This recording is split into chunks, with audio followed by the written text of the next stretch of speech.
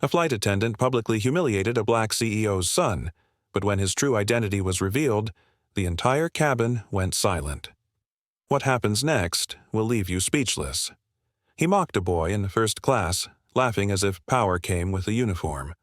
Subscribe if you believe no one is above the law. "Excuse me, young man," said the flight attendant sharply, his voice slicing through the quiet murmur of first class like a paper cut. Raymond Kyler looked up from the novel resting on his lap, startled but calm. The boy sat in seat 2A, window side, his navy sweater neatly pressed, his black slacks wrinkle-free, and his posture straight, almost too perfect for someone his age. He blinked, adjusting to the sudden interruption. The cabin lights glowed dimly in a warm gold hue, while outside, the world beyond the oval window had already surrendered to the night. The flight from Brenton City to Ironford had only just begun, but the air inside felt heavier than it should have. Curtis Vale, a man in his early 40s with a buzzed haircut and a face set in permanent judgment, loomed over Raymond. His navy vest bore the Crestvale Airlines insignia stitched across his chest, but the pride it represented was absent from his expression. His brow furrowed, mouth set in a smug curve. "This seat is reserved for first-class passengers only," he said louder this time, his words clearly intended for nearby passengers. Raymond blinked again, confused but composed. "This is my seat, sir," he said quietly, reaching into the leather pouch at his side and pulling out his boarding pass. He handed it over, his fingers steady. Curtis didn't even glance at the pass before scoffing. "You must be mistaken," he said. "First class isn't for students playing dress-up." "Where did you get this? Someone give it to you?" A few heads turned. A man across the aisle in a gray suit looked up from his newspaper. Another passenger 2 rows back shifted in his seat. The murmurs had not started, but the silence had taken on a texture, uncomfortable, waiting. Raymond swallowed, his back still perfectly straight. "It's my ticket," he said again, softer now but without backing down. "Seat 2A." Curtis examined the pass with exaggerated slowness, tilting it toward the light and curling his lip. That's curious," he muttered, shaking his head. "This says first class. But I don't believe it." He tossed the boarding pass back into Raymond's lap as though it carried dirt. "You'll need to move. We have actual passengers to accommodate up here." Raymond blinked once, but he didn't move. His fingers curled around the edge of the boarding pass. There was no anger in his eyes, only something deeper, quieter, something learned. "My father booked this seat," Raymond said. "I'm just trying to get to Ironford." Curtis chuckled, a dry sound without humor. "Right. And let me guess, your father's a prince too?" There was a beat of stillness in the cabin. The man in the gray suit lowered his paper fully now, brows drawn. No one spoke, but the atmosphere shifted. Everyone could feel the line being crossed, only no one quite knew what lay beyond it. Curtis leaned in, his tone dropping to a whisper meant only for Raymond. "I know your type. Think you're better than everyone. But that ends here. So be a good little traveler and take your place back where you belong." The words slid like ice beneath Raymond's skin, but he held his ground. His eyes met Curtis's, unwavering. "I'm not causing any trouble," Raymond said. "I just want to get to Ironford." Curtis leaned back and clapped his hands together, addressing the nearby passengers with theatrical concern. "Looks like we've got a misunderstanding, folks. Don't worry, we'll clear it up. Some kids don't understand how seating works." Someone in the back coughed uncomfortably. The businessman across the aisle raised an eyebrow but remained seated. A man behind Raymond glanced at his phone, then at the boy, frowning. Curtis moved closer, his shadow falling across Raymond's tray table. "I'm giving you one more chance. You can walk back to economy now, or I'll call security when we land." "Your choice." Raymond's heart thudded quietly in his chest, but his face gave nothing away. He didn't move. He knew something Curtis didn't. The man standing over him might have been bigger, louder, and in uniform, but he wasn't in control. Not really, because Raymond Kyler wasn't just any teenager on a flight.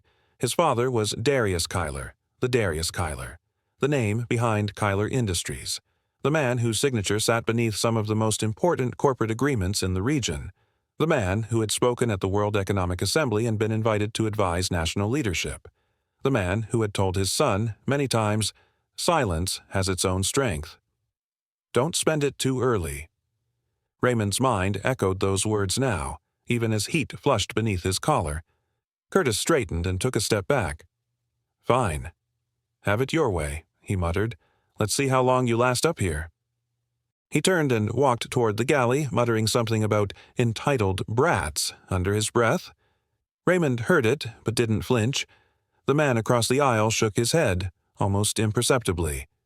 Raymond sat still, his eyes fixed out the window now, watching the soft blink of wing lights cut through the dark sky. He had chosen not to reveal who he was.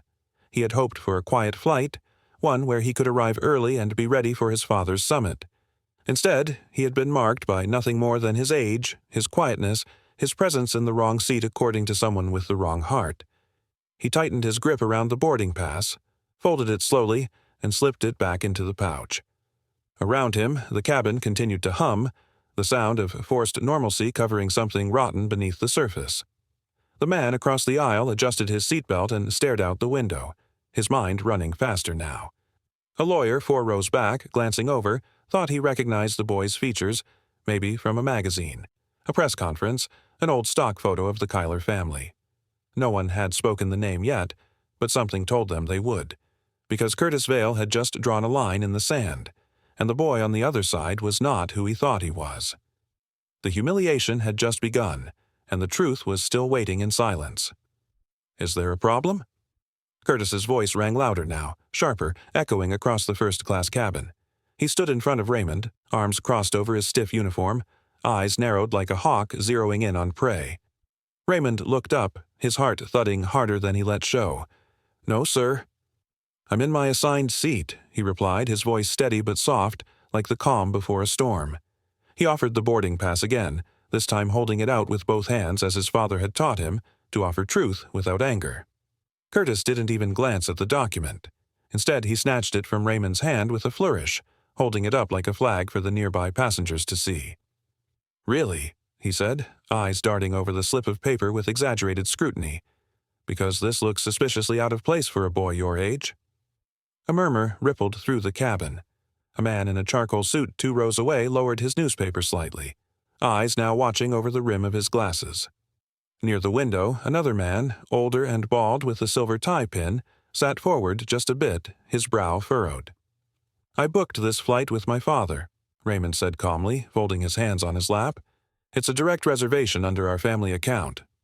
Curtis snorted, waving the boarding stub in the air like it was counterfeit. "Sure you did. And I suppose your father owns the airline too?" His tone was thick with sarcasm, but the jab only revealed his desperation. A few chuckles escaped from further down the aisle, unsure and awkward. Raymond didn't blink. "No, he doesn't own the airline." Curtis raised an eyebrow, lips curling into a mock smile. "Then maybe it's time you stop pretending you belong here and move to where you're supposed to be." "Economy. I'm not pretending," Raymond said, still seated, still composed. "This seat is mine." Curtis leaned in, lowering his voice but not his tone. "Listen, kid. You either get up on your own, or I'll have you escorted." The silence that followed stretched across the cabin like a held breath. The man in the charcoal suit closed his newspaper fully now, eyes narrowing. He recognized that voice. The man with the silver tie pin, too, began tapping his fingers against the armrest, as if calculating whether it was time to speak. Raymond didn't move. Inside, his chest burned, not from fear but from the sting of being accused, of being treated like a liar in front of strangers. He could almost hear his father's voice. Dignity doesn't shout. It stands. So he stood, not to obey, but to honor that. He rose slowly from the leather seat, eyes still fixed on Curtis. "If you insist," he said simply, the words falling heavy despite their softness. Curtis grinned like he'd won a prize. "Finally," he said, stepping back and motioning with exaggerated kindness. "Right this way, sir." The sarcasm in that final word wasn't lost on anyone. As Raymond walked past the first-class rows, eyes followed him, some filled with confusion, others with concern. The silver-tied man leaned slightly toward the aisle as the boy passed, his gaze lingering, studying him. He recognized that jawline, that posture, but said nothing, for now. Curtis followed closely behind, like a shadow tasting victory.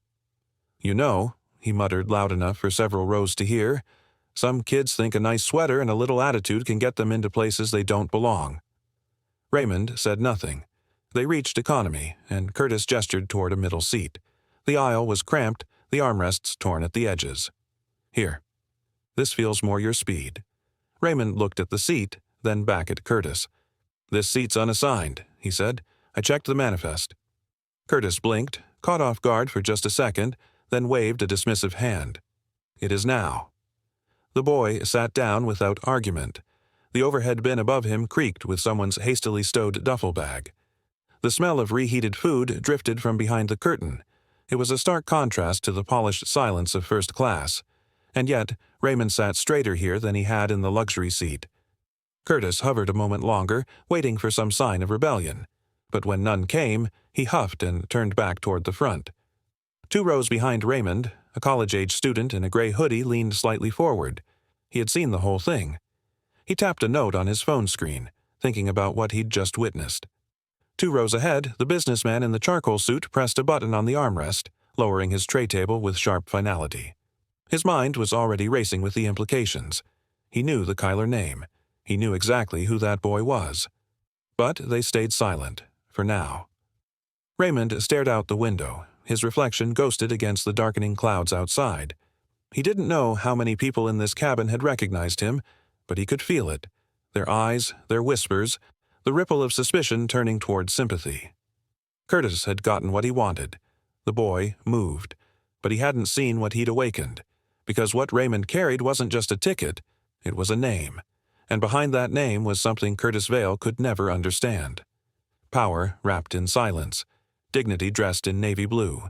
The flight moved on. The wheels beneath them hummed, but something had shifted in the air, something Curtis didn't notice because his victory was only surface deep, and Raymond, the boy he paraded down the aisle, had already won in a way Curtis couldn't see. Curtis thought he was winning, but every cruel word only stacked the weight of his coming downfall. "Stand up," Curtis Vale snapped, his voice slicing through the quiet hum of the cabin. Passengers in nearby seats turned their heads, unsure if they had heard correctly. Raymond Kyler looked up slowly, his expression calm but firm. He didn't move at first, hoping the absurdity of the command would melt under the weight of silence. It didn't. Curtis took a step closer, towering over the 15-year-old. "You heard me. This seat wasn't meant for someone like you." Get up, Raymond rose, not in submission, but with the careful dignity of someone raised to understand restraint in the face of injustice. His movements were slow, deliberate. As he stood, the light overhead caught the edge of his navy sweater, the crisp folds of his collar still perfectly in place, even as the world beneath him tilted. Curtis motioned him forward with a dismissive wave, guiding him down the aisle like an officer escorting a prisoner. "Let's not waste any more time," he muttered loud enough for others to hear. "Other passengers deserve this seat. You can't just flash a fake ticket and expect special treatment." The whispers started immediately. Raymond's footsteps were steady, his gaze fixed ahead, but he could feel the weight of every eye tracking his path. In row 4, the businessman who had earlier muttered disapproval adjusted his glasses and leaned forward, his brow tightening. Near the back of the cabin, a university student with headphones around his neck pulled one earbud out, sensing something was off.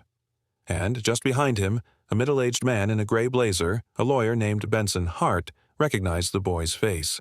His eyes narrowed with the kind of silent recognition that raised a warning inside him. Raymond didn't flinch, not when he passed the bulkhead, not when someone softly gasped, not even when Curtis leaned in close behind him and sneered, "Some kids think they're special just because of their fathers." The words hung in the air, dripping with irony only the audience could truly feel. For Curtis, they were just another stone tossed from his tower of arrogance. But for everyone who had begun to piece together who Raymond might be, the insult echoed with a sense of impending collapse. Reaching economy class, Raymond slid into the narrow seat without protest. His fingers rested lightly on the armrest, posture still upright, eyes ahead. He said nothing. The silence that followed was heavier than shouting, more cutting than argument. Curtis turned and walked back up the aisle, his steps filled with false victory. He didn't see the sideways glances exchanged between passengers. He didn't hear the whisper from the student. That kid didn't seem like he was lying. Nor did he catch the subtle way Mr. Hart pulled out his phone and began typing a message to a contact he hadn't spoken to in months, but knew was connected to Kyler Industries. Curtis believed the confrontation had ended, that he'd won. But the cabin had changed. Something had shifted, like a barometer just before a storm. The tension had stopped simmering and begun to build in layers, quietly, invisibly, but no less dangerously. In his seat, Raymond's heart beat a little faster than he wanted it to. He stared out the small window beside him, watching the last streaks of sunlight fade into darkness beyond the wing. He thought of his father's words again, words planted deep into his character. Don't let small minds shrink your name. Let truth rise when it's ready. The truth wasn't ready yet, but it was close. The businessman in row 4 leaned toward a neighboring passenger. "That's Darius Kyler's kid, isn't it?" he whispered. The other man's eyes widened, but he said nothing. In the galley, Curtis took a deep breath, pulling a cup from the storage drawer, oblivious to the quiet ripples spreading through the aircraft. He believed the show was over, that the boy had been put in his place, that order had been restored. He didn't realize the audience was still watching, and the play was only just beginning. The seatbelt sign chimed on overhead, the faint turbulence beginning to shake the aircraft, as if the skies themselves sensed something shifting. Raymond didn't move. He remained still, composed, allowing the whispers to swirl around him like smoke curling from a slow-burning fire. He didn't speak, didn't protest, didn't cry, but he didn't need to, because in that silence, something louder than defiance had begun to speak. Passengers looked toward the front of the plane, then back toward Raymond. And slowly, the realization grew: not everyone on this flight was who they appeared to be. Not every boy was just a boy. Some carried names that echoed louder than engines. And Raymond Kyler had just taken his seat in economy, not as a sign of weakness, but as a countdown toward something greater. The boy's calm had become a storm, waiting for its strike. B. The water hit the tray with a sudden splash. Clear droplets spread across the plastic surface, soaking Raymond's napkin and dripping over the edge. He flinched but didn't move much, his reflexes trained not by fear, but by discipline. Curtis Vale stood above him, an empty glass in one hand and a sneer curling across his lips. "Careful," the flight attendant said in a voice loud enough for nearby rows to hear. "Clumsy boys like you tend to make messes when they sit where they don't belong." The words hung in the air like smoke after a spark, bitter and intentional. A few heads turned. One man, seated 3 rows behind and holding a business magazine, paused his page turn. Another passenger angled his phone just slightly to the side, his camera lens now pointed toward the exchange. No one spoke. No one intervened. Curtis didn't look around. He believed he was in control. Raymond slowly reached for the napkin, his fingers steady as he blotted the water without complaint. He didn't meet Curtis's eyes. He didn't speak, but his stillness screamed louder than any response. Inside, though, the sting had begun to burn. He remembered his father's voice, clear, firm, the way it always was before a boardroom confrontation. "You don't need to raise your voice to be heard, Raymond." Silence, when used well, can cut deeper than shouting. The lesson echoed louder now than ever. Curtis didn't walk away. He lingered, arms crossed as if waiting for a reaction. "I'd be careful if I were you," he muttered, lowering his voice to a hiss.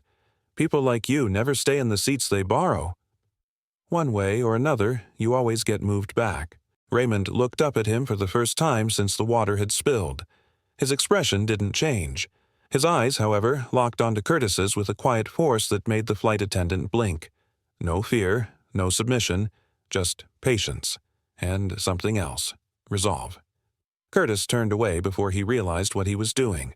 The man with the phone shifted in his seat, lowering the device as if nothing had happened, but the screen glowed faintly. The footage was already saved. He looked down at it once, pressed a button, and tucked the phone into the seat pocket. He didn't smile, but his jaw set with quiet purpose. Farther up the cabin, the intercom crackled. The pilot's voice came through, slightly distorted by static. "Ladies and gentlemen, we've just been informed of unexpected storm activity over Ironford. We're requesting an altitude adjustment to navigate around the weather, but please expect a delay. Estimated arrival time is now 3 hours later than scheduled." A soft groan moved through the passengers like a ripple. Seatbelts were rechecked. Window shades closed. Some reached for neck pillows and headphones. But a different kind of tension settled over Raymond's row, one that had nothing to do with weather. Curtis returned to the galley without another word, but the mood he left behind sat heavy. Raymond rested his hands on his lap. He didn't check his watch. He didn't sigh. But inside, something shifted. His objective was no longer just to reach Ironford. He needed to endure, and he needed to be ready. The delay trapped everyone inside a capsule of scrutiny and silence. There was no more escape. The passengers had hours to sit with what they'd seen, and more importantly, what they hadn't yet understood. Behind Raymond, a man in his 30s leaned toward the aisle and whispered to his neighbor, "Did you hear what the boy said earlier?" He showed his ticket. "I saw it."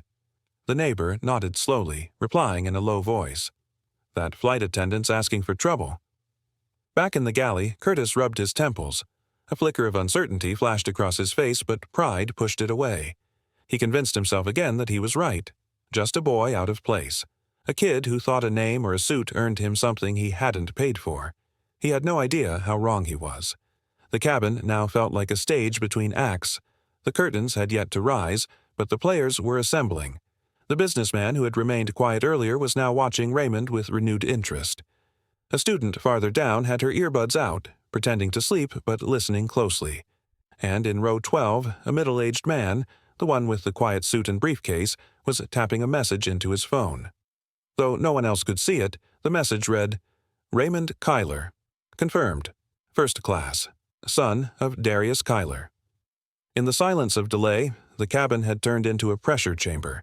Every moment without movement made the tension heavier. Every rustle of the drink cart or cough from another row broke it only slightly. The passengers were no longer simply travelers. They were witnesses. Observers waiting for a story to unfold. Raymond leaned back, gazing out the small oval window. Beyond the wing, clouds churned in thick silver waves, reflecting faint flashes of distant lightning. He watched them quietly, his breath steady. This was no longer just turbulence of the sky.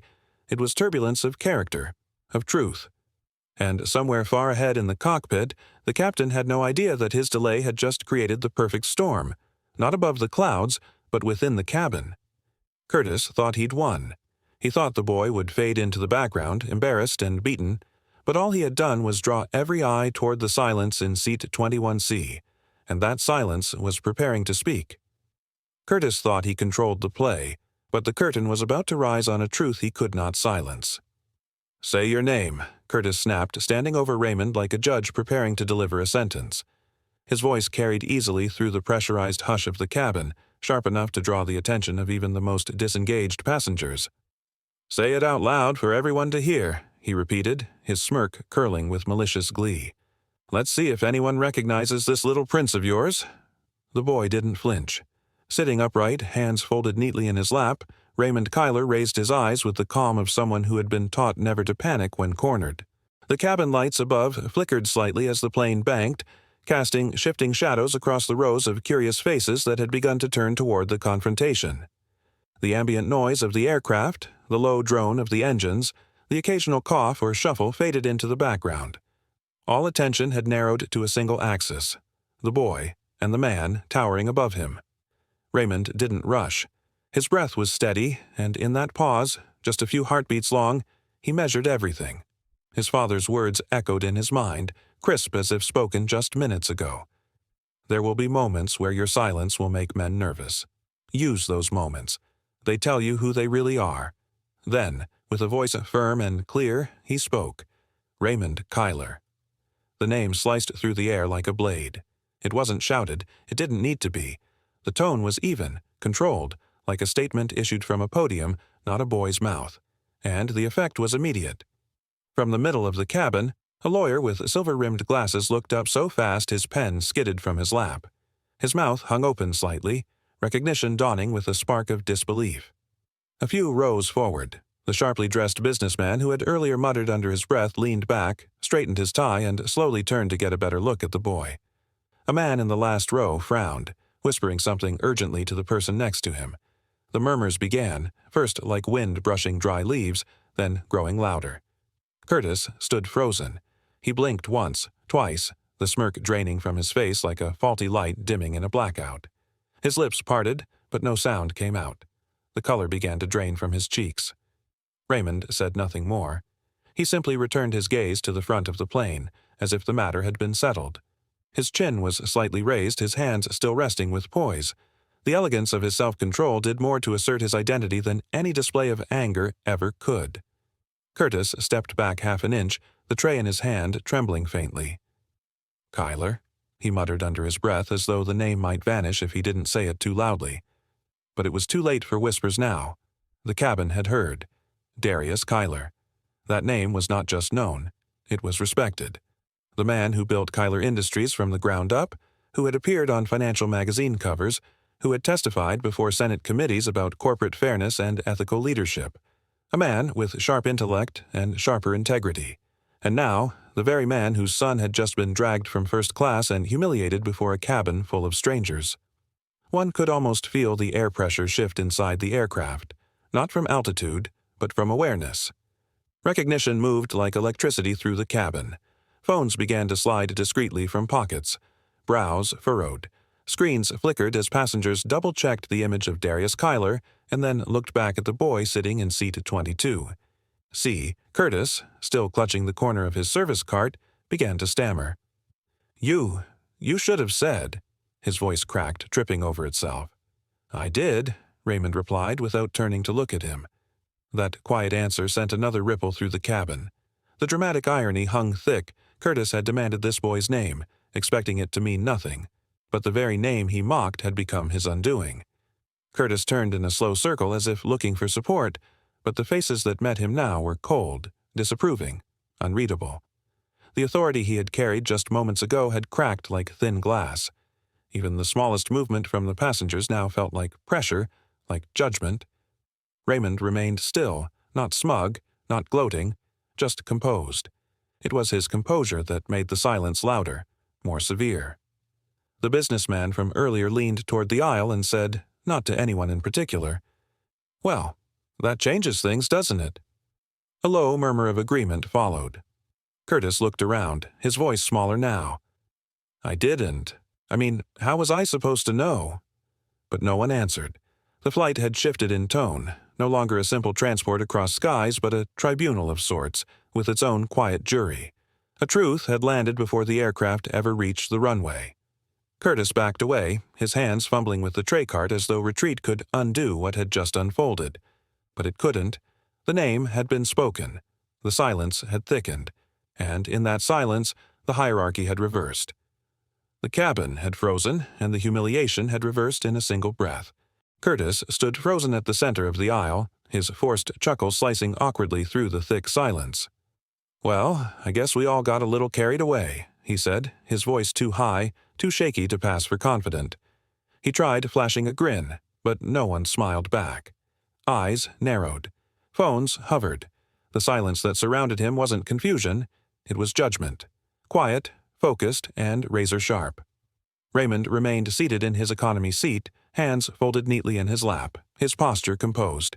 He didn't look at Curtis. He didn't need to. The stillness around him now held power. His breath was even, his jaw steady.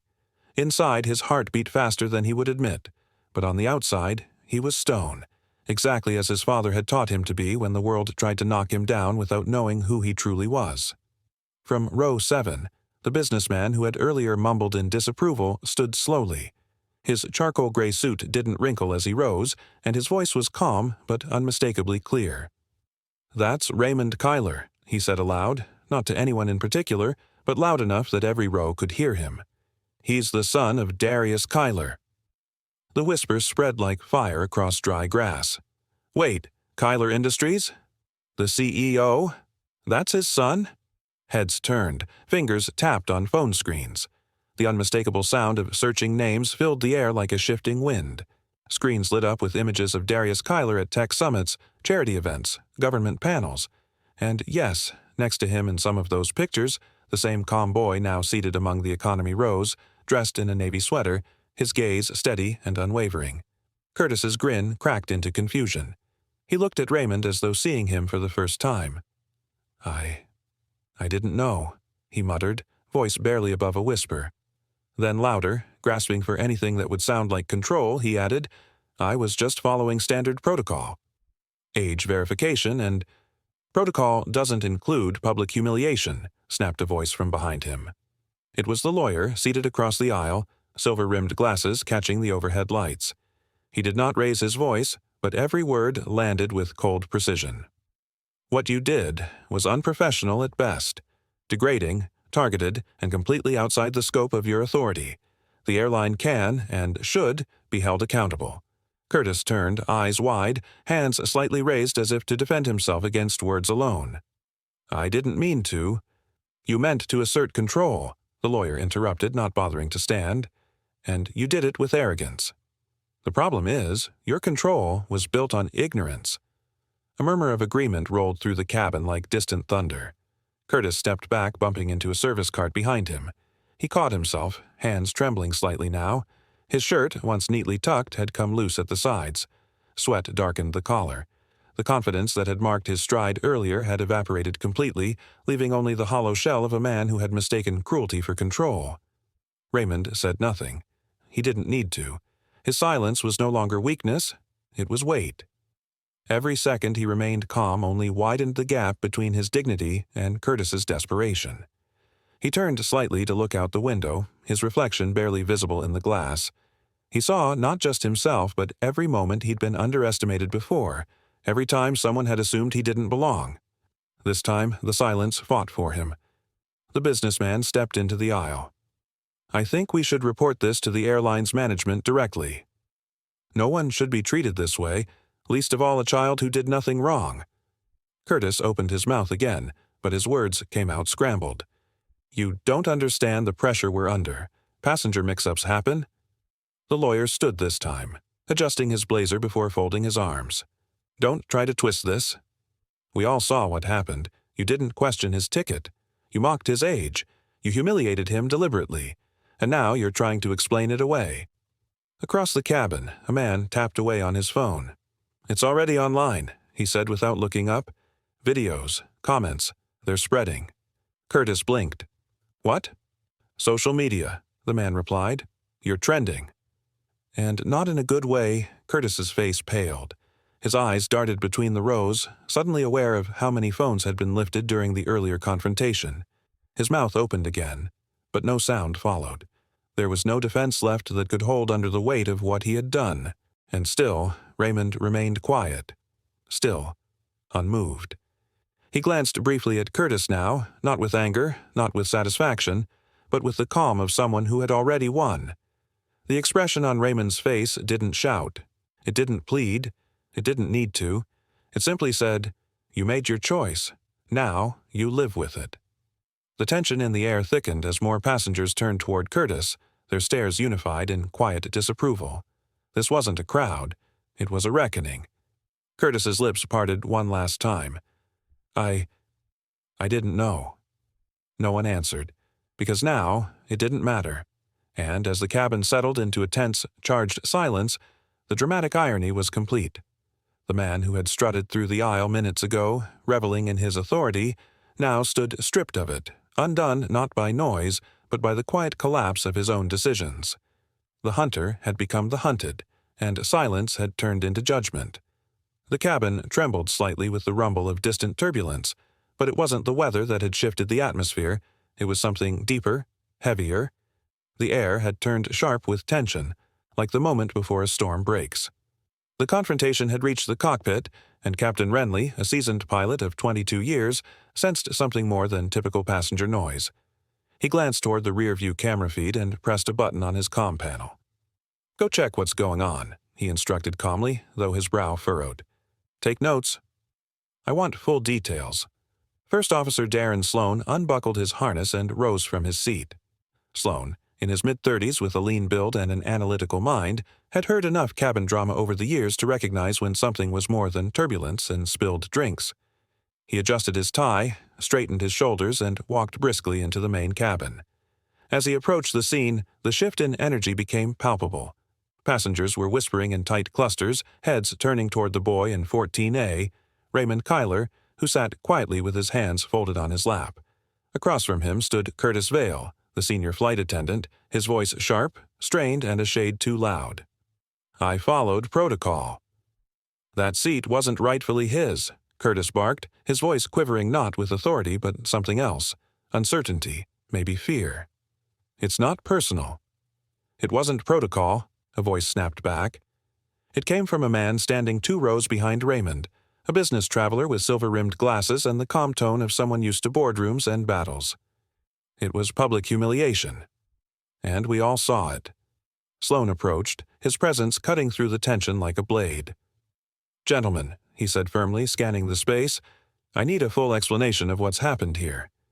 Curtis turned, startled, as if only now realizing that the situation had reached the cockpit. "It's been handled, sir," he said quickly, sweat glistening on his temple. "A seating issue with the young man." Nothing serious, but Sloane's eyes were already on Raymond, and the moment their eyes met, something shifted. He recognized the boy, not his face, but his name. The co-pilot's lips parted slightly, the dots connecting in his mind. Darius Kyler. The Kyler, a name not easily forgotten by anyone in corporate circles. "You said your name is Raymond Kyler?" Sloane asked gently, lowering his voice. Raymond nodded, his expression composed, though the fire behind his eyes hadn't dimmed. "Yes, sir." Curtis flinched beside them. The businessman in the adjacent seat spoke up again. "That boy was seated in first class with a valid boarding pass. This man," he gestured to Curtis, "publicly accused him of stealing it, removed him from his seat, and continued to mock him afterward. He's been provoking him ever since." Curtis's face flushed red. "That's not how it happened." But now other voices joined in, calm, clear, unignorable. "I saw it, too. He made the kid walk the aisle like a criminal. He even spilled water on his tray and smirked." Sloane's jaw clenched. "Curtis, step aside."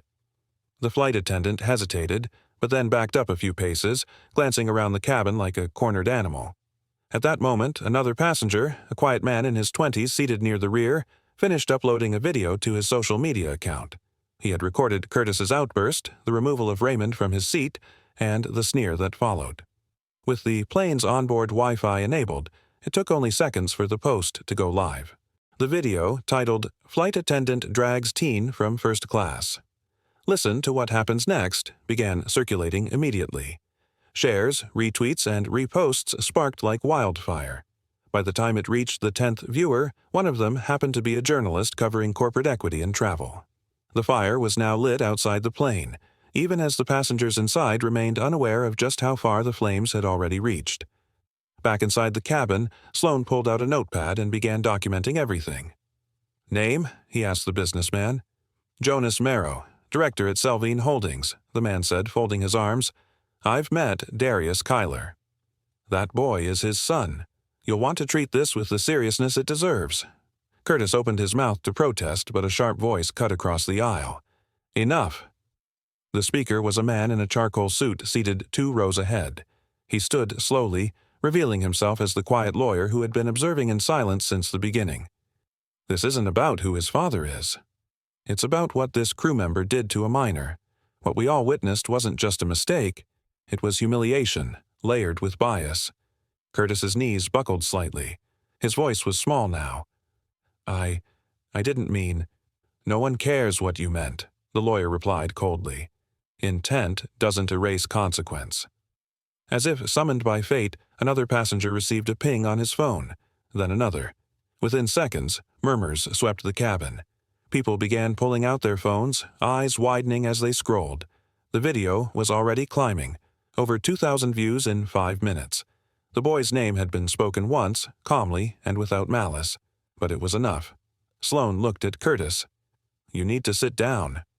Now Curtis obeyed, lowering himself onto the nearest jump seat like a man awaiting judgment. Raymond watched silently, eyes trained on the window, the lights of the night sky blinking past. Inside, his heart was steady, not out of pride, but out of resolve. His father had always said, "Let your name stand taller than your voice." Tonight it had. The lawyer stepped closer to Curtis, his tone no longer angry, just certain. "You haven't just embarrassed yourself. You've embarrassed this airline, and you've ensured that by the time we land, your name won't be the one remembered." Curtis didn't answer. His hands shook.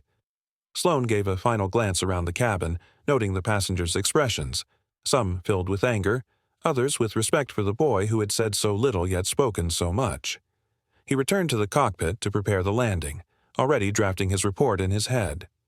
Back in row 14A, Raymond closed his eyes, letting the silence hold him for a moment. His seat no longer felt small. It felt earned. And then the final thought settled like thunder beneath the cabin's quiet. The boy had spoken only his name, and already the world beyond the cabin was listening. He thought humiliating a black child mid-flight would go unanswered, but justice doesn't stay silent. If you believe dignity must always be defended, hit subscribe. Justice starts here. "Captain, I need your authorization," Curtis announced loudly, his voice cutting through the cabin like a blade. "This passenger is becoming a disruption to the flight. I recommend he be removed at the next stop." His hand pointed stiffly toward Raymond, as if declaring guilt. Gasps erupted across the cabin.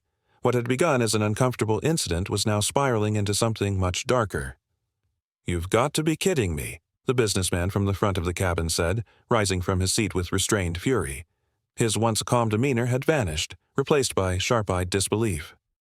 "That boy hasn't said a word since you dragged him back here. You're the only one making a scene, and everyone knows it." Curtis turned sharply, caught off guard. "Sir, I suggest you return to your seat." "This is a matter of protocol." "No," the man snapped, stepping into the aisle. "This is a matter of basic decency, and you've crossed the line." Raymond sat still, his eyes fixed on the back of the seat in front of him. His chest rose and fell steadily, but the storm inside him surged louder with every second. He could feel every stare, every breath in the tightening cabin.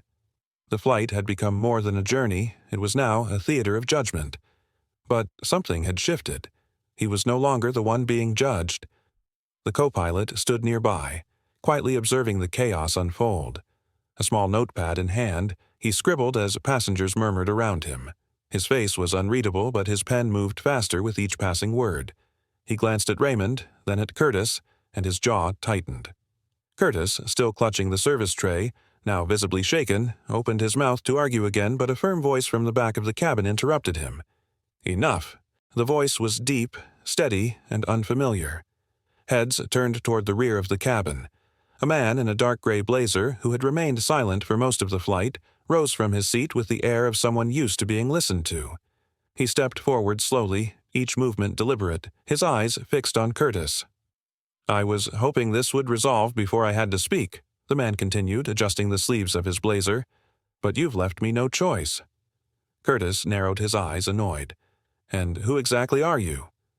The man reached into the inner pocket of his jacket and pulled out a sleek business card, holding it up between two fingers. "Elijah Marin, Senior Operations Advisor, Kyler Industries Silence," thicker than before. The weight of those two words, Kyler Industries, hung in the air like a storm cloud. Curtis stumbled backward, bumping the edge of a seat and nearly losing grip of the tray he still clutched. His mouth opened, but no sound came out. He blinked rapidly, as if trying to convince himself this was all a dream. Raymond's eyes met Elijah's across the aisle. A flicker of recognition passed between them. Subtle, respectful, unspoken. Elijah gave a single nod, not of sympathy but of assurance. Raymond did not nod back, but a slight easing of his shoulders gave away the gratitude beneath his calm. The businessman from earlier gave a low chuckle, shaking his head. "Well, that just made things official." A ripple of energy passed through the cabin. Phones were already recording again. Passengers whispered names, exchanged glances, piecing together who Raymond really was. The boy Curtis had tried to humiliate was not just a child on a plane. He was the son of the man whose signature could alter careers and collapse reputations. Curtis took a step forward, trying to reclaim his composure. I didn't know who he was. He didn't say. He didn't need to," Elijah cut in coldly. "You judged him before he had the chance to speak. And now, I will be reporting every detail of this flight directly to Mr. Kyler." The impact of those words hit Curtis like a physical blow. His shoulders sagged and his face drained of color. The co-pilot, still taking notes, stepped forward. "Sir," he said to Elijah, "thank you. I'll make sure the captain is briefed with this development. We'll be forwarding our initial report to ground staff before landing." "Good," Elijah replied. "Make sure it's thorough." Curtis looked around, hoping someone would step in, offer a defense, but no one moved. The cabin had gone from shocked to resolute. There were no more whispers, only silence, the kind of silence that follows truth when it finally steps into the light. Raymond sat quietly, not smiling, not gloating, just watching. His objective had shifted long ago. He didn't need to prove anything. The truth had spoken for him. Curtis stood frozen, the tray now trembling in his hand. The plane hummed steadily beneath their feet, indifferent to the drama unfolding within. Outside, the sky darkened as the aircraft cut through the last stretch of storm clouds, but inside, something far more powerful had just shifted course. The cabin itself had chosen sides, and the walls leaned toward truth. The plane lurched suddenly, its metal frame groaning as it cut through pockets of rough air. Overhead, bins rattled and the oxygen masks above the seats trembled in their compartments, swaying like silent witnesses to the rising storm. A few passengers instinctively grabbed their armrests, but no one screamed, no one panicked. Their attention was riveted elsewhere, not on the turbulence in the sky, but on the storm unfolding in the cabin. Curtis Vale stood against the galley wall near the front of economy class, his crisp uniform now wrinkled and stained with sweat. His skin had taken on a pale, almost ghostly sheen. One hand gripped the counter behind him for balance, while the other pressed weakly to his temple. His breathing came fast and shallow like a man trying to outrun the consequences already upon him. I was just following airline protocol, he muttered to no one in particular, voice trembling and hollow. Too many flights. Too many passengers. Anyone could make a mistake. No one responded. Near the front row, a middle-aged man in a gray blazer, an attorney, based on the stack of legal journals poking from his carry-on, shook his head in disbelief. His lips parted as if he might offer Curtis some saving grace, but then closed again, sealing away any chance of sympathy. In seat 3B, Raymond Kyler sat upright, shoulders squared, his face turned toward the window as raindrops streaked across the thick glass in erratic lines. The storm outside danced in sync with the one inside. Thunder cracked somewhere in the distance, muffled by altitude and cabin walls, yet somehow echoing the tension still holding every passenger in place. Raymond didn't speak. He didn't need to. His father's words echoed calmly in his mind. Remain steady when storms hit hardest. The sky always watches. He had done just that. No argument, no outburst, just composure. And that composure had cut deeper than any raised voice ever could. Behind him, a pair of young men in their late 20s whispered urgently to each other, one holding up a phone screen displaying a paused video. It's already got 2,000 shares, one said, his thumb hovering over the screen. Uploaded less than 15 minutes ago. The other leaned in, eyes wide. Look at the comments. People are tagging news channels. Their conversation wasn't hushed enough. A few rows back, more heads turned, more passengers unlocked their phones and began searching. A digital wildfire was already spreading. Curtis had humiliated a boy he thought was alone. But Raymond Kyler was not just anyone. Near the galley, Curtis tried again, speaking to a bald man in a tan cardigan seated on the aisle. You saw it, right? Curtis said desperately. He looked suspicious. I couldn't take the chance. You understand, right? The man looked up, his gaze flat and unflinching. What I saw, he said, was a young man showing more discipline than you ever did. Curtis recoiled as if slapped. His grip on the galley counter tightened, knuckles white. His voice dropped to a rasp. I didn't mean to. This wasn't personal. But it was. Everyone knew it. Raymond finally turned from the window. His face remained calm, almost unreadable, but there was something in his eyes, resolve, not anger, that made several passengers look away, ashamed they had not spoken up sooner. His presence had taken on a weight that pressed against the cabin walls. I don't want attention, Raymond said softly, addressing no one and everyone at once. I just wanted to reach my father. That's all simple words. No performance. But in the hushed stillness of the cabin, they carried more weight than any command. The co-pilot re-emerged from the cockpit, a clipboard in hand. His brows were furrowed as he scanned the statements he had collected. He paused beside the businessman who had first stood up for Raymond earlier in the flight. The man nodded grimly and gestured toward Curtis, who now slouched lower as if trying to vanish into the narrow galley wall. The co-pilot walked over, kneeling slightly near Raymond's seat. I've radioed our ground crew at Ironford, he said quietly. They're preparing a full report. Supervisors will be waiting when we land. Raymond gave a small nod. Thank you, he said. His voice held no triumph, only endurance. More whispers spread. A few passengers discussed legal action. The lawyer near row 12 leaned over to the man beside him. "We could call a press conference," he said. "The airline will beg for forgiveness by morning." Others nodded, murmuring agreements. The plane wasn't just a vessel anymore. It had become a courtroom, a stage, and a mirror reflecting every fault that had gone unchecked for too long. Curtis remained frozen at the galley, lips moving in silent panic, eyes darting toward every screen that lit up with the video, every whisper that turned into resolve. Back in his seat, Raymond closed his eyes for a moment. He saw his father's face, remembered his voice. Anyone can shout when wronged. But only a few know how to let truth do the shouting for them. Outside, lightning flashed again, followed by the low grumble of thunder chasing them through the clouds. But inside the cabin, there was no more panic, only judgment, calm and steady as the boy who had refused to break. The co-pilot stepped back into the cockpit, his voice crackling over the radio as he made another call. "Approaching final descent. Ground crew, be advised, incident confirmed. You'll want eyes at the gate." And just like that, the cabin grew even quieter. Even Curtis said nothing now. His face, once red with arrogant fire, had drained to ash. Raymond opened his eyes and turned again toward the window. The storm clouds were thinning. Somewhere ahead, the lights of Ironford flickered through the dark. The boy didn't smile, but the silence around him had begun to sound a lot like justice. The humiliation had started with laughter, but it was ending with silence heavier than thunder. The moment the plane's wheels touched the tarmac at Ironford International, the cabin didn't erupt in the usual rustling of seatbelts or the clatter of passengers standing too early. Instead, silence hung thick and deliberate. No one moved. Every seatback remained upright, every tray table stowed, but not out of routine.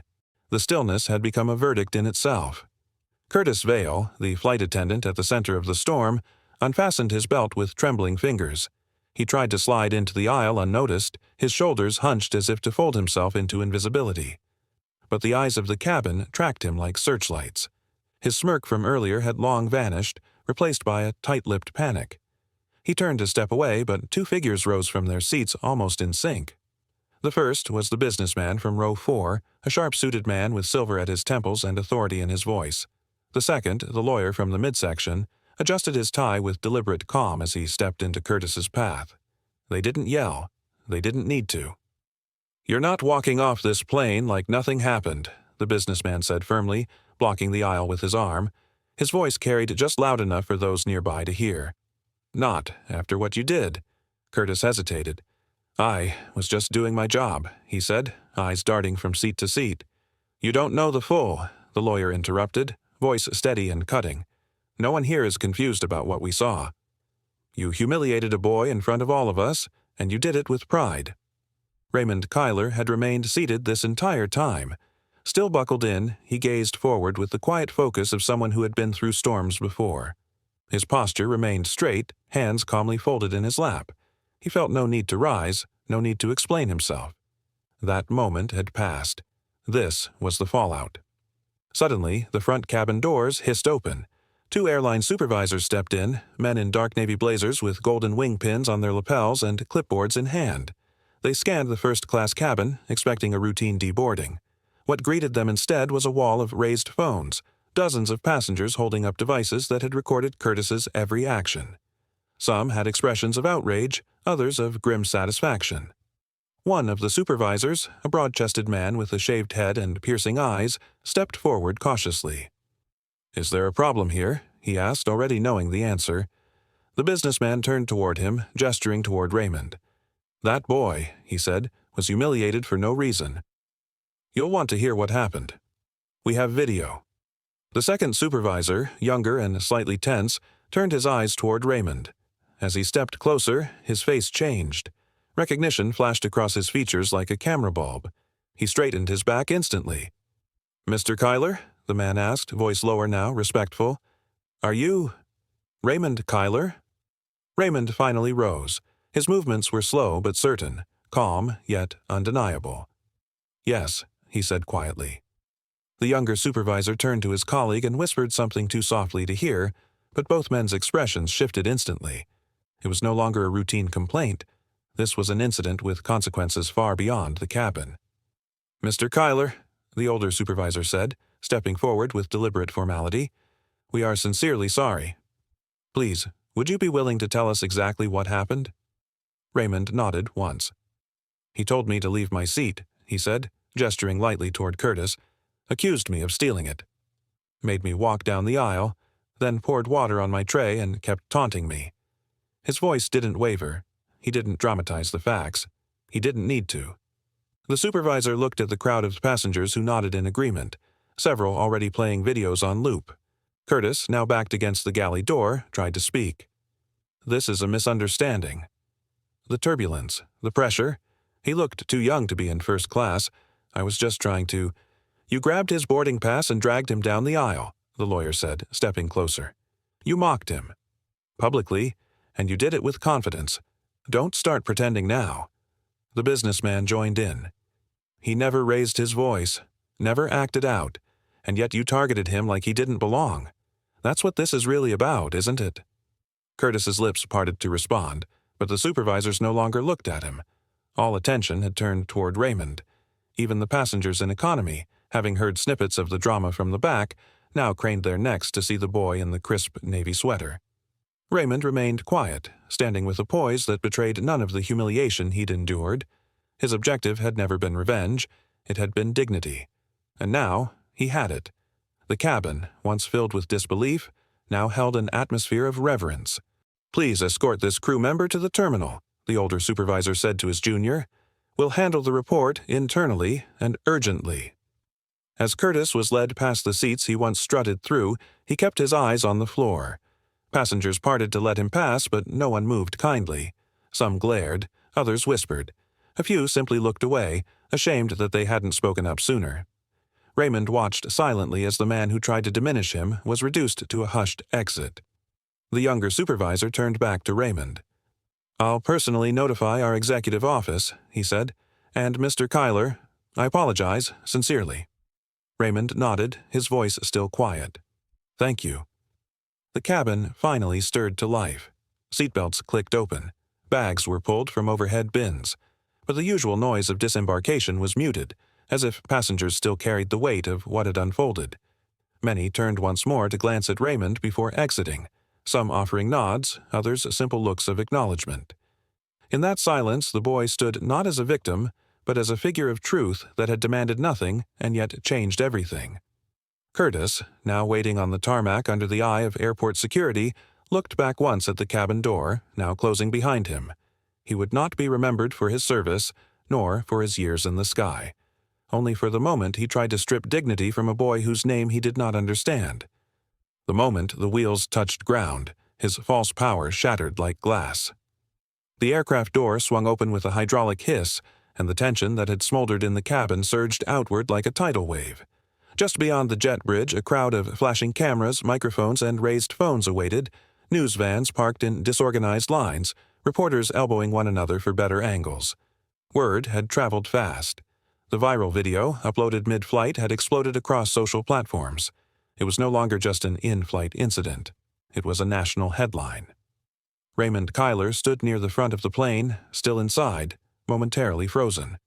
His heart beat slower than the chaos around him, as if suspended between the humiliation he had endured and the storm now waiting for him outside.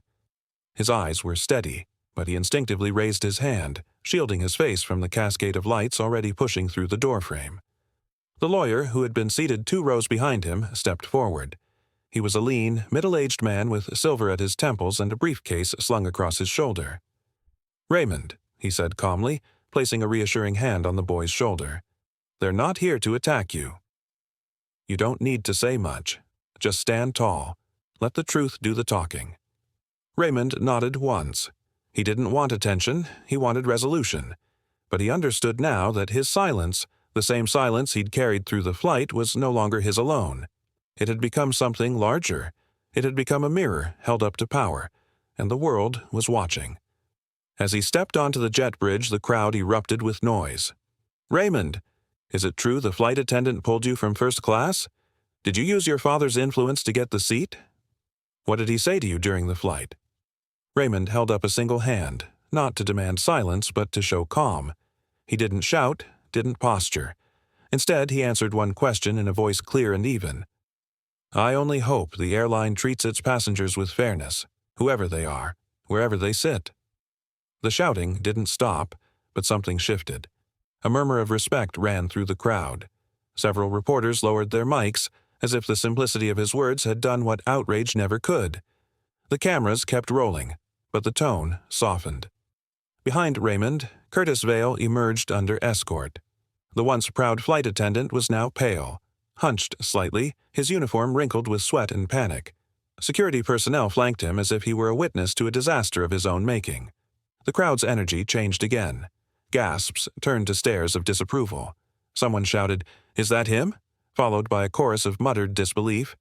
Curtis tried to walk quickly, but the flashbulbs caught every inch of his fall from grace. A reporter tried to ask him a question, but he mumbled incoherently and kept his head down. His eyes flicked toward Raymond just for a second, but what he saw there was not revenge. It was composure, the kind that made his own panic feel even smaller. Then came the moment that turned the air electric. A black town car pulled up sharply to the terminal's private entry gate. The driver, dressed in formal attire, exited swiftly and opened the back door. Out stepped Raymond Kyler. He didn't need an introduction. Cameras swiveled toward him, journalists audibly gasping at the sight. Tall, broad-shouldered, dressed in a tailored charcoal gray suit, Darius moved with the effortless authority of someone who had built empires and broken barriers in boardrooms across the country. His face was calm, but his eyes were thunderclouds of focus. The sea of reporters parted instinctively as he walked toward his son. Raymond straightened reflexively. He didn't move or speak. He didn't need to. Darius reached him in 3 strides and stopped. For a moment, he just looked at his son. Really looked. Then, without a word, he placed one hand on Raymond's shoulder. The touch was firm, grounded, and deeply proud. It wasn't a gesture for the cameras, it was for Raymond. And Raymond understood. The noise faded around them. The father and son stood in silence, connected by more than just blood. They were connected by the truth, unspoken but undeniable, that dignity could not be stolen, not even by public humiliation. And that silence, carried well, could thunder louder than any headline. Curtis, standing farther back, watched the scene unfold with hollow eyes. His shoulders sagged. The name he had mocked with such arrogance now towered in front of him. Not just a name, but a symbol. Raymond Kyler was not just a boy in a seat. He was the son of the man who now stood calm and proud in the center of a media storm, and Curtis was the man who had tried to erase that name with cruelty, only to carve it deeper into the memory of everyone watching. As security led Curtis away from the scene, a final wave of flashbulbs burst across the room. The crowd focused not on the man being escorted, but on the boy who stood without raising his voice, without asking for pity, and without losing his composure. Raymond's journey wasn't over, but this moment had crystallized something essential. The boy had not only endured, he had revealed the truth of his name to the world. By dawn, the world already knew. The video, grainy, shaky, but undeniable, had spread like a flood across every platform before the plane had even taxied to its gate. Now, less than 12 hours later, it played on loop across morning news stations and social media feeds. CEO's son humiliated on Crestvale flight blazed across headlines in bold type. Talk show panels dissected every angle of the footage, slow-motioning the moment Raymond Kyler was marched from first class, the moment Curtis Vale spilled water across his tray with a sneer, and the chilling silence that followed when Raymond revealed his full name. Inside a corner office on the 20th floor of Kyler Industries' Ironford headquarters, the atmosphere was anything but silent. Raymond Kyler stood near the floor-to-ceiling window, watching the city stir to life below. His expression remained unreadable, his jaw still, arms folded across his chest. Behind him, a muted television broadcast played yet another segment on the Crestvale Airlines incident, while 3 men from his executive team stood waiting, papers in hand. "He hasn't released a statement yet," said Malcolm Dre, the youngest member of Darius's legal advisory panel, adjusting his tie nervously. "The airline's trying to manage this quietly, but it's already spiraling. Hashtags, think pieces, interviews with other passengers. The name Curtis Vale is trending." Darius didn't turn around. "I didn't ask what they're doing," he said, voice low but firm. "I asked what we're going to do." His focus wasn't on revenge. It was never that. In his mind, revenge was temporary. But what Curtis Vale had done, and what the airline had allowed, was part of a larger sickness, one that Raymond had endured with grace no 15-year-old should have been forced to summon. Darius could strike with lawsuits, bury the airline in paperwork and headlines, but that wouldn't change anything for the next boy who boarded a plane alone. As he stared out the window, his phone buzzed. A message from an old acquaintance, Paul Denham, a regional executive at the Civil Aviation Ethics Board. Just watch the clip. Whatever you need, Darius. The power was already shifting. Across town, Raymond sat on the edge of his bed in a modest hotel suite overlooking the Ironford skyline. The television flickered in the background, though he paid it little attention.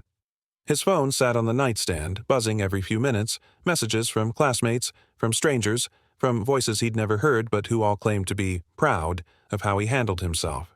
But he didn't feel proud. He felt still. Not broken, but suspended in something quiet and hard to name. A strange ache sat just beneath his ribs.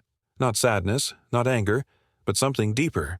His uncle, Marcus, a stern-faced man with salt-and-pepper hair and a history in corporate investigations, leaned against the doorway with crossed arms. "You're on every screen in the country, kid," he said. "You all right?" Raymond nodded slowly. "Yeah, I'm just trying to understand it all." Marcus stepped in, sitting across from him. "You don't have to understand it all right now. But you should know, this isn't just about you anymore." "What do you mean?" Marcus reached for the remote and turned up the volume. A news anchor was reporting live outside Crestvale Airlines' main office. The headline beneath him read, "Former passengers come forward, pattern of abuse." Raymond narrowed his eyes. One by one, men were coming forward. A former university lecturer who had once been denied service on a flight because of his unconfirmed credentials. A retired Navy officer who was told to switch seats due to a ticketing glitch that never got resolved. A young entrepreneur who was asked to prove his boarding pass twice by the same crew member, Curtis Vale. Each story had echoes of Raymond's, small humiliations that passed under the radar because no one recorded them. But now they were bubbling up like long-forgotten truths finding daylight. The irony thickened. Curtis had thought he was just being cruel to a nameless boy. But that boy carried not only a name, but a platform powerful enough to shake an industry. Raymond leaned back slowly, absorbing the weight of it. He had wanted nothing but a quiet flight, a chance to join his father at a summit and be treated with the respect anyone was due. Instead, he had been turned into a symbol, one he hadn't asked to be, but one he would carry now whether he liked it or not. "I didn't say anything because I didn't want to make it worse," Raymond said quietly, almost to himself. "But you did," Marcus replied, a faint smile tugging at the corner of his mouth. "By staying calm. By not becoming what they expected. You made it worse for them." Raymond said nothing, but the thought stayed with him. Elsewhere, in a corporate boardroom drowned in fluorescent light, the leaders of Crestvale Airlines sat in growing panic. Legal counsel ran projections on financial losses if a class-action lawsuit emerged. PR consultants argued over the tone of an official apology, unsure if anything could contain the outrage. Curtis Vale's personnel file sat open on the conference table, flagged, marked, and suddenly full of holes nobody had cared to notice until now. A man in a Navy suit slammed the file shut. "He wasn't just mocking a kid," he muttered. "He was mocking a Kyler." And that made all the difference. Back in the hotel suite, Raymond stood and walked to the window, looking out over Ironford's skyline. The city was awake now. Horns, traffic, the distant hum of movement and decision-making. He watched it quietly, the weight of what had unfolded settling in. He didn't know what the next step would be, but he knew the silence had ended. The voice on the television continued. "Crestvale Airlines has released a statement expressing regret over the incident." However, many argue that public apology is no longer enough, especially after a wave of passengers have come forward with similar allegations. The father of the boy involved, Raymond Kyler, has yet to comment publicly, though sources confirm he is calling for systemic reform within the company. Raymond closed his eyes for a moment and let the words sink in. Curtis Vale had underestimated him. So had the airline. And now, the story no longer belonged to just one boy. What began as a single insult had become the roar of reform. Weeks later, the announcement hit the press with all the force of a long-awaited verdict. Crestvale Airlines issued a formal statement across every major news outlet. Curtis Vale, former senior flight attendant, has been dismissed following internal investigation and overwhelming public response. The airline has launched a new passenger dignity program, effective immediately. The words were clinical, polished, and likely written by a crisis PR team, but they carried the weight of finality. Curtis Vail was out. The face that had once worn smug superiority was now the symbol of a corporate failure too big to hide. But the story did not end there. 3 days after the dismissal, a live stream began circulating across platforms. Framed by a simple beige wall and wearing a pale gray shirt, Curtis Vail sat before the camera. No stage, no teleprompter. Just a man with sunken eyes, pale lips, and the kind of nervous posture that betrayed sleepless nights. The video was titled plainly, "My Apology." Millions clicked before the first minute ended. "I want to say something without filters," Curtis began, voice hoarse. "Not because anyone told me to. No lawyers, no company reps, just me." He swallowed hard, visibly trembling. "I was wrong. I was arrogant, and I judged someone I didn't know because I thought my uniform gave me power." His eyes, red at the edges, lifted to the lens. "It wasn't about the seat.